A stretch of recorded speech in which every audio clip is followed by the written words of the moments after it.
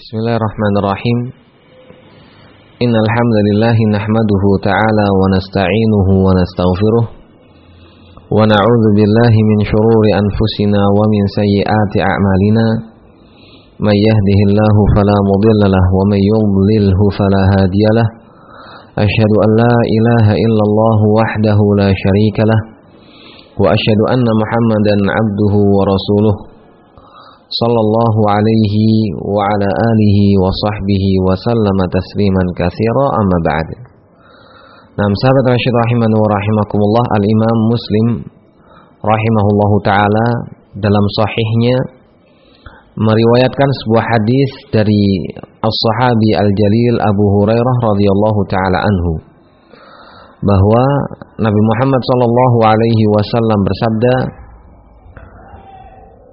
"Man asbaha minkumul yawma sha'iman." Nabi Muhammad sallallahu alaihi wasallam bertanya kepada para sahabatnya yang hadir ketika itu, para sahabat-sahabat beliau yang mulia, yang sangat antusias menyertai dimanapun Rasulullah sallallahu alaihi wasallam melangkah, karena para sahabat sangat antusias untuk mendapatkan ilmu dari Rasulullah sallallahu alaihi wasallam. Di hadapan para sahabatnya yang sangat banyak, Rasulullah sallallahu alaihi wasallam bertanya, "Man asbaha minkumul yauma sha'iman?" Siapakah di antara kalian yang pagi hari ini berpuasa? Yang di hari ini berpuasa. Maka tidak ada seorang pun dari sahabat yang menjawab pertanyaan Rasulullah sallallahu alaihi wasallam kecuali hanya Abu Bakar As-Siddiq radhiyallahu taala anhu. "Ana ya Rasulullah," kata Abu Bakar As-Siddiq. Kemudian Rasulullah sallallahu alaihi wasallam bertanya dengan pertanyaan yang kedua, "Faman tabi'a minkumul yauma janazah?" Siapa yang hari ini sudah berbuat sebuah amalan yang mulia, yaitu mengantar jenazah? Maka untuk yang kedua kalinya tidak ada seorang sahabat pun yang menjawab pertanyaan Rasulullah sallallahu alaihi wasallam kecuali hanya Abu Bakar As-Siddiq radhiyallahu taala anhu. "Ana ya Rasulullah," kata Abu Bakar As-Siddiq. Disebutkan dalam sebuah riwayat yang lainnya bahwasanya Rasulullah sallallahu alaihi wasallam ketika itu bertanya selepas salat subuh, sehingga memang pagi hari subuh. Nah, kebanyakan orang belum beraktivitas. Ibadah-ibadah yang mereka kerjakan itu ya hanya sebatas salat witir, salat tahajud, membaca Al-Qur'an. Nah, yang istilahnya dikerjakan di dalam rumah. Padahal Rasulullah sallallahu alaihi wasallam bertanya tentang ibadah yang sifatnya itu dikerjakan di luar rumah. Padahal waktu itu pagi hari. Menurut para sahabat ketika itu, bagaimana mungkin kami melakukan amalan seperti itu, ibadah seperti itu, padahal saat ini masih pagi sekali. Namun ternyata Abu Bakar As-Siddiq radhiyallahu taala anhu telah melakukan ibadah tersebut. Kemudian Rasulullah sallallahu alaihi wasallam bertanya dengan pertanyaan yang ketiga, "Faman at'ama minkumul yauma miskina?" Adakah di antara antum, wahai para sahabatku, yang hari ini telah bersedekah kepada orang miskin? Maka untuk yang ketiga kalinya tidak ada seorang sahabat pun yang menjawab pertanyaan Rasulullah sallallahu alaihi wasallam kecuali hanya Abu Bakar As-Siddiq radhiyallahu taala anhu. Kemudian Rasulullah sallallahu alaihi wasallam bertanya dengan pertanyaan yang keempat, "Faman 'ada minkumul yauma maridha?" Adakah di antara antum, wahai para sahabatku, yang di hari ini sudah menjenguk orang sakit? Maka maka para sahabat ketika itu tidak ada yang menjawab pertanyaan Rasulullah sallallahu alaihi wasallam kecuali hanya Abu Bakar As-Siddiq radhiyallahu taala anhu. "Ana ya Rasulullah," kata Abu Bakar As-Siddiq radhiyallahu taala anhu. Maka Rasulullah sallallahu alaihi wasallam setelah melayangkan beberapa pertanyaan tadi, Rasulullah sallallahu alaihi wasallam bersabda, "Majtama'anna fimri'in illa dakhalal jannah." tidaklah kelima amalan tersebut, berpuasa, kemudian mengantarkan jenazah, kemudian bersedekah kepada orang-orang miskin, kemudian menjenguk orang sakit. Afwan, ada 4 amalan yang dilakukan oleh seseorang di hari yang sama, tidaklah kecuali balasan bagi dia, kecuali Allah Subhanahu wa ta'ala akan masukkan dia ke dalam surga Allah Subhanahu wa ta'ala. Allahu Akbar. Sahabat Rasyid rahimani wa rahimakumullah, sengaja saya mulai pertemuan kita malam hari ini dengan hadis ini untuk membangkitkan semangat kita. Demikian juga untuk bertanya kepada diri kita masing-masing dengan pertanyaan yang diajukan oleh Rasulullah SAW tadi. Di hari ini sudahkah kita berpuasa? Di hari ini sudahkah kita ikut mengantarkan jenazah? Di hari ini sudahkah kita menjenguk orang sakit? Di hari ini sudahkah kita bersedekah? Pertanyaan-pertanyaan tersebut harus kita layangkan setiap hari kepada diri kita sendiri. Sudah belum? Jika belum, amalkan. Jika belum, amalkan. Nah, sengaja saya awali pertemuan kita dengan hadis tersebut karena tadi selepas sholat Isya di Masjid Ibnu Taimiyah ada sebuah pengumuman yang disampaikan oleh pihak ketakmiran masjid bahwa ada salah seorang anak ikhwan, bahkan 2 anak ikhwan yang saat ini sedang dirawat di salah satu rumah sakit di Solo ini. Nah, makanya ya tadi untuk mengamalkan sabda Rasulullah SAW, kita harusnya bersemangat. Setiap kali ada pintu kebaikan dibukakan untuk kita, kita tidak boleh menunda-nunda. Jangan sampai kita menunda-nunda. Harus bersegera. Jika kita mampu, kenapa kita harus tunda? Jika kita bisa amalkan hari ini, saat ini, kenapa kita harus tunda sampai esok hari? Padahal Ibnu Umar radhiyallahu taala anhuma berpesan kepada kita, "Idza asbahta fala tantadhiril masa, wa idza amsayta fala tantadhirus subah." Kalau kamu sedang berpagi hari, kamu jangan tunggu sampai sore hari. Jika engkau berada di sore hari, kamu jangan tunggu sampai esok hari. Jika engkau bisa kerjakan sekarang, kerjakan sekarang. Jika engkau bisa mampu saat ini, keluarkan sekarang. Kenapa engkau harus menunda-nunda? Barangkali engkau tidak sampai kehidupanmu pada waktu yang engkau rencanakan, yang telah engkau tunda sampai yang engkau tunda tadi. Waktu yang engkau tunda sampai besoklah. Padahal hayatmu tidak sampai esok hari. Mungkin saja. Atau mungkin sekarang kita lapang. Namun karena kita menunda-nunda, pintu kebaikan dibukakan oleh kita. Ternyata karena kita menunda-nunda, besok hari ternyata kita tertimpa musibah sehingga kita tidak bisa beramal. Nah, pintu kebaikan sudah dibukakan untuk kita, namun kita tidak mau memasukinya. Oleh karenanya, ma'asyiral muslimin rahimani wa rahimakumullah, nasihat untuk diri saya pribadi tentunya sebelumnya, kemudian juga kepada seluruh kaum muslimin, sahabat Rasyid yang mendengarkan bincang-bincang faedah kita pada malam hari ini. Jika sekali lagi ada pintu kebaikan dibukakan oleh Allah Subhanahu wa taala untuk kita, buka pintu tersebut. Sudah dibukakan, enggak usah perlu dibuka, tinggal masuk. Tinggal masuk di pintu yang telah Allah Subhanahu wa taala bukakan untuk kita. Barangkali itu adalah tanda bahwasanya Allah Subhanahu wa taala masih mencintai kita. Apa buktinya? Apa tandanya? Allah Subhanahu wa taala masih memberikan kita kesempatan untuk bisa memasuki pintu kebaikan Allah Subhanahu wa taala. Bisa memasuki pintu surganya Allah Subhanahu wa taala.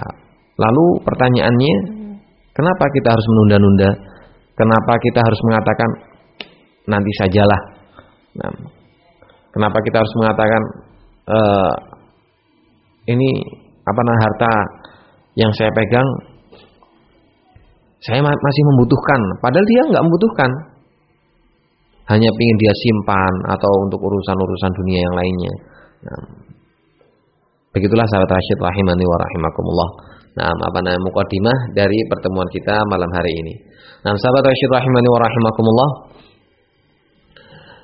pada pertemuan sebelumnya dikisahkan bahwa Nabi Ibrahim alaihi salatu wassalam dengan sangat berat hati meninggalkan istri beliau Hajar dan putranya Ismail di sebuah padang tandus, tidak berpenghuni, tidak ada air, tidak ada tumbuhan, matahari yang begitu terik, kering kerontang. Tidak tega sebenarnya, namun Nabi Ibrahim alaihi salatu wassalam harus menyabar-nyabarkan hatinya. Sebab ini adalah perintah dari Allah Subhanahu wa taala. Pilihan dari Allah Subhanahu wa taala. Maka Nabi Ibrahim alaihi salatu wassalam tanpa menoleh ke belakang, Nabi Ibrahim meninggalkan beliau berdua, Hajar dan putranya Ismail alaihi salam. Maka tatkala Hajar alaiha assalam sadar bahwa Nabi Ibrahim meninggalkan beliau dan putranya, Hajar alaihi salam mengejar Nabi Ibrahim alaihi salatu wassalam dengan tergopoh-gopoh, terhuyung-huyung, tertatih-tatih. Hajar bergelayutan pada jubah Nabi Ibrahim alaihi salatu wassalam, merengek-rengek. Ya Ibrahim, aina tadhhab? Wa tatrukuna bihadzal wadi alladzi laisa fihi insun wala syai'. Duhai Ibrahim, kemana engkau akan pergi?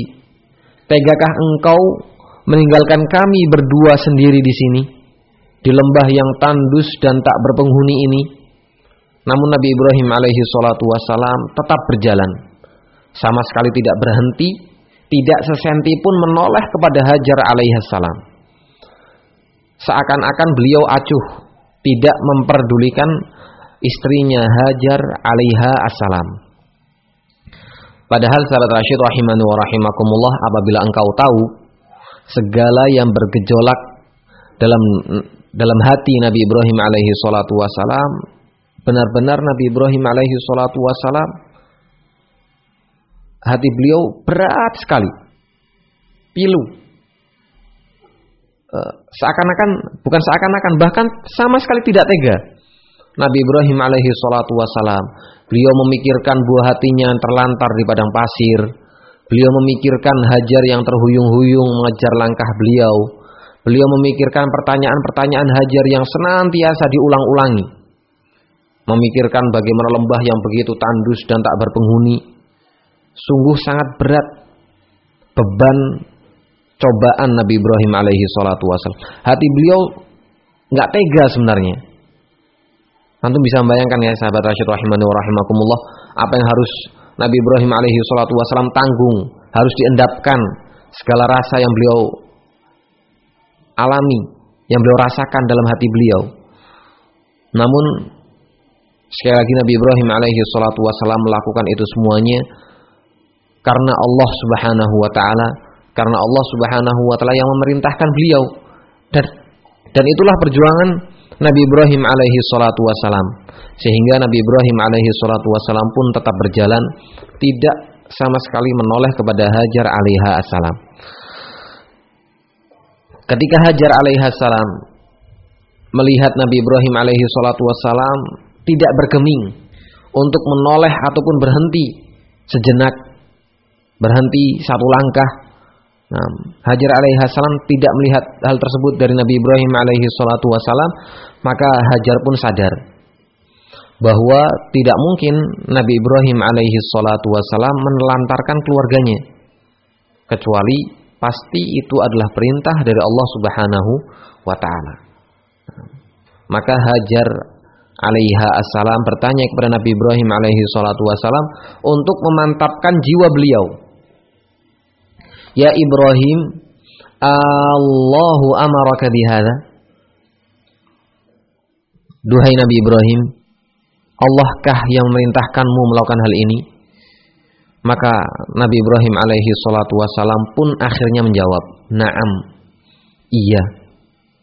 Akhirnya Nabi Ibrahim alaihi salatu wassalam menjawab, namun itu pun hanya satu kata, tidak lebih. Hanya mengucapkan na'am.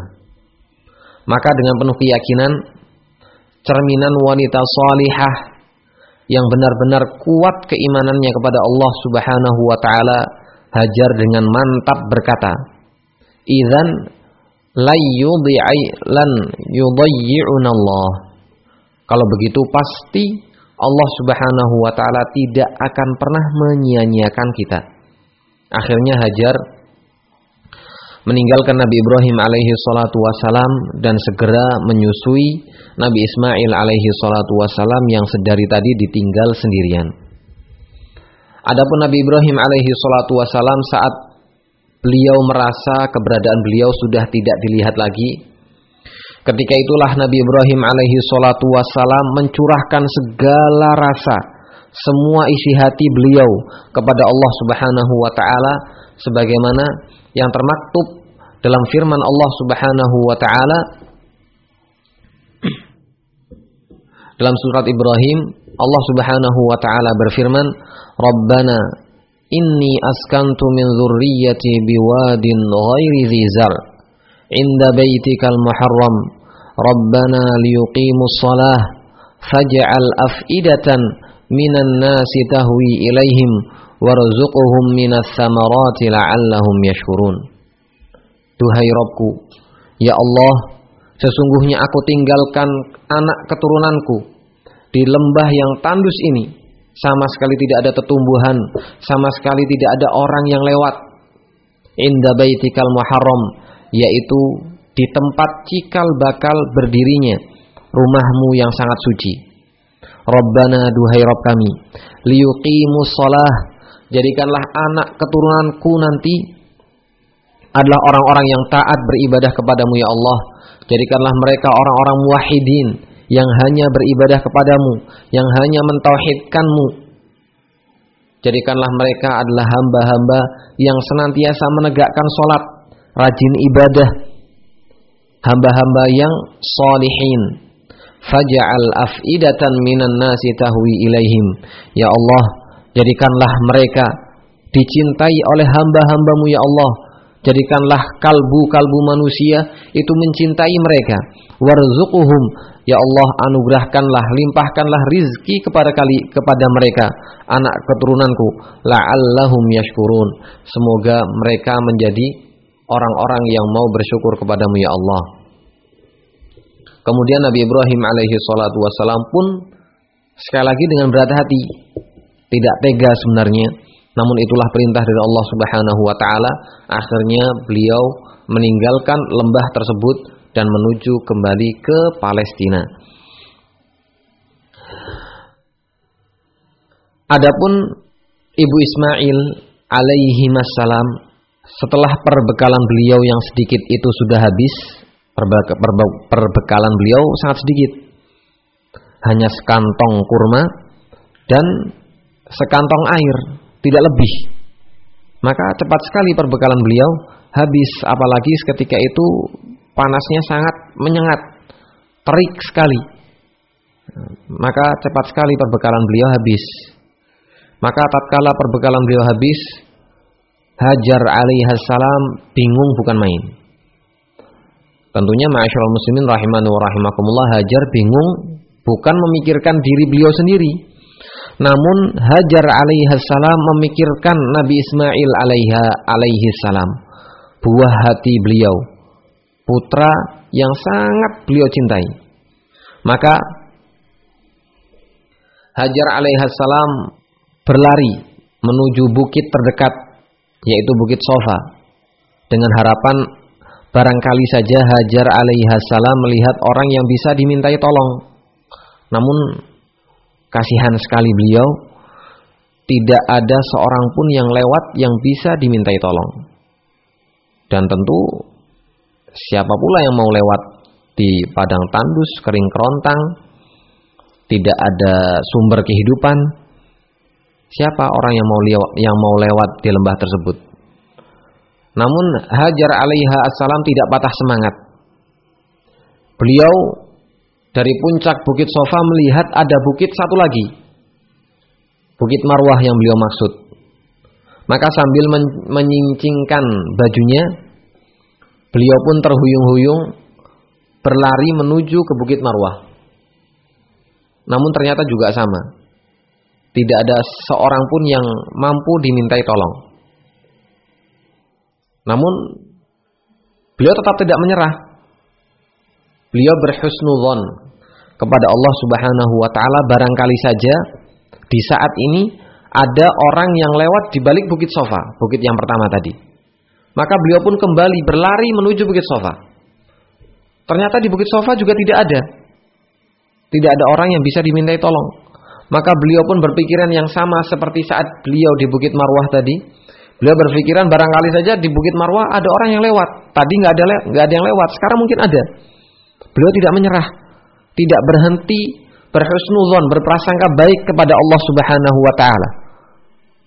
Maka Hajar pun sekali lagi berlari-lari, menyincingkan bajunya, pergi menuju Bukit Marwah.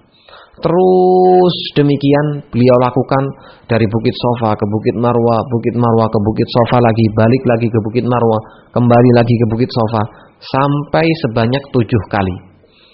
Bayangkan sahabat Rasyid rahimani wa rahimakumullah, kejadian yang sangat menyedihkan ini.